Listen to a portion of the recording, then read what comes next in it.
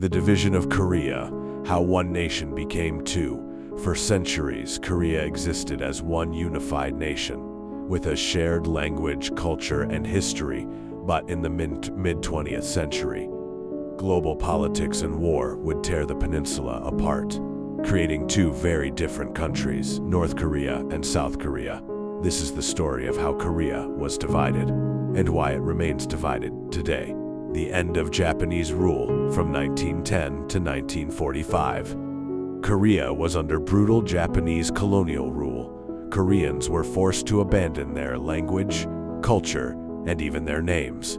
Many were used as forced laborers, and countless women were enslaved as comfort women. When Japan surrendered at the end of World War II in August of 1945, Koreans expected independence. Instead, something unexpected happened. The United States and the Soviet Union, wartime allies, agreed to temporarily divide Korea along the 38th parallel.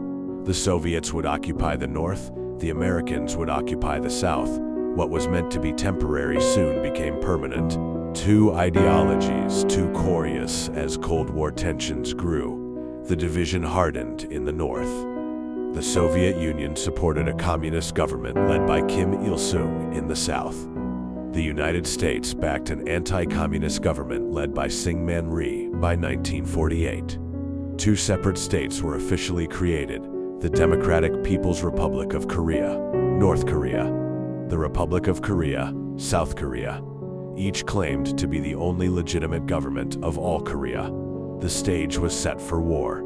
The Korean War, 1950-1953, on June 25, 1950. North Korean forces crossed the 38th parallel and invaded the south.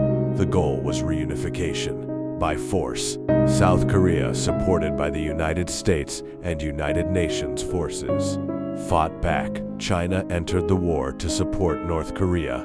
What followed was one of the bloodiest conflicts of the Cold War. Cities were destroyed, families were separated forever, an estimated 3 million people died. In 1953, an armistice agreement was signed, but no peace treaty was ever created. Technically, the two Koreas are still at war. The Demilitarized Zone, DMZ, a heavily fortified buffer zone called the Demilitarized Zone, was established along the 38th parallel. Despite its name, it is one of the most militarized borders on Earth. Barbed wire, landmines, armed soldiers staring at each other across a narrow line. Families who once lived together are now unable to meet. A single line turned relatives into foreigners.